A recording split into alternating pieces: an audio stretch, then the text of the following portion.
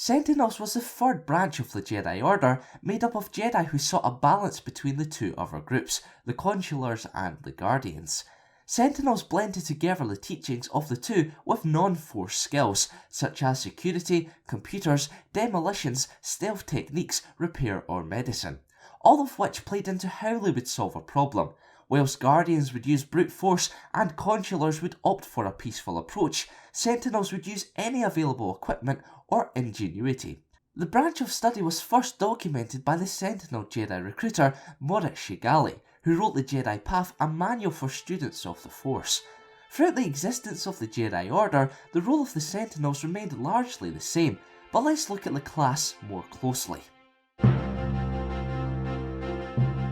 Welcome to Lakan Guzan's Star Wars Lore Episode 113, Jedi Sentinels.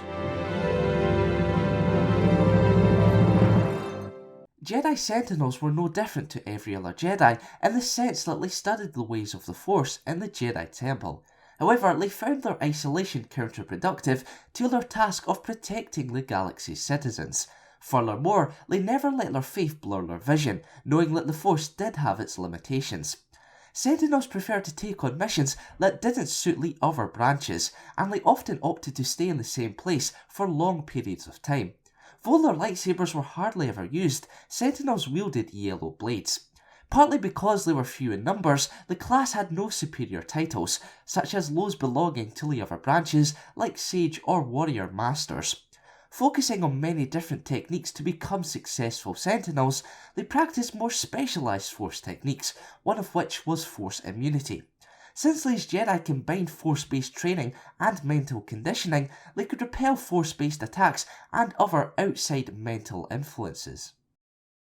Bastila Shan was the most renowned Jedi Sentinel serving the Galactic Republic during the Jedi Civil War. While she was a Padawan, she mastered the ancient and difficult Force ability to learn, Battle Meditation. Shan used it against the fallen Jedi Revan, which led to his redemption. During the Great Galactic War, the Cold War, and the Galactic War, those who wielded dual-bladed lightsabers and used the dual-blade technique of Jar Kai were classed as Sentinels. Following Order 66 and during the Great Jedi Purge, Darth Sidious suspected many of the survivors were Sentinels due to their tendency to serve on distant worlds. Though many of the class were killed off during the two events, their teachings, beliefs, and ideals were recovered in a version of the Jedi Path. When the new Jedi Order was formed, the title of Sentinel was not originally reinstated, but new Jedi slowly built back up the branch. Grandmaster Luke Skywalker used both Kam Salusar and Kel Katarn as prime examples of what Jedi Sentinels should be. In 137 ABY, the new Jedi Order began reusing the title, however most of the class were wiped out during Emperor Krait's reign. The survivors felt personally responsible for failing to stop the atrocity. In response, the Sentinels began to hunt down members of the One Sith in order to rebuild the galaxy and the class. Sentinels studied in a variety of different areas, which gave them unique titles. The most noteworthy were Jedi investigators who were specialised trackers and spies.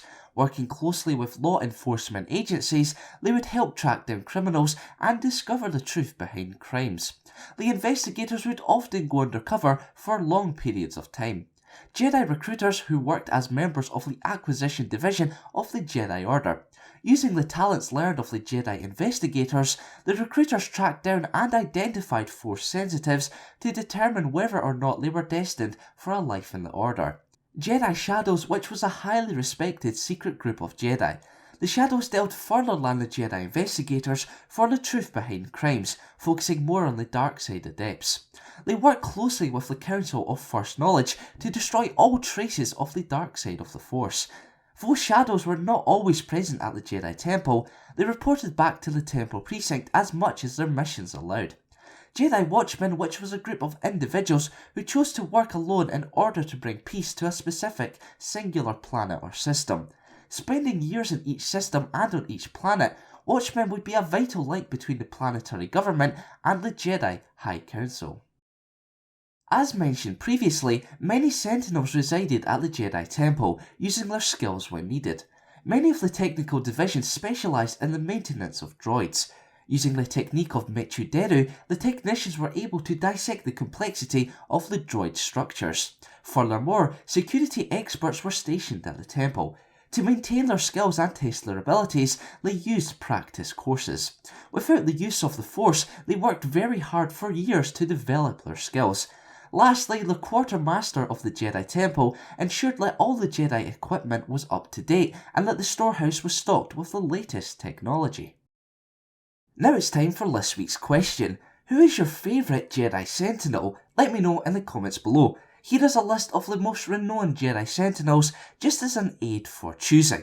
Remember to vote for next week's episode by liking one of the 3 comments below, and for more Star Wars lore, keep it locked here to the Kangazoons. R2-D2 spent most of The Force Awakens, and even before the film, in low power mode. But what was he doing during this time? Well, because R2 lived for several decades, he began to run out of memory, meaning he had to clear space.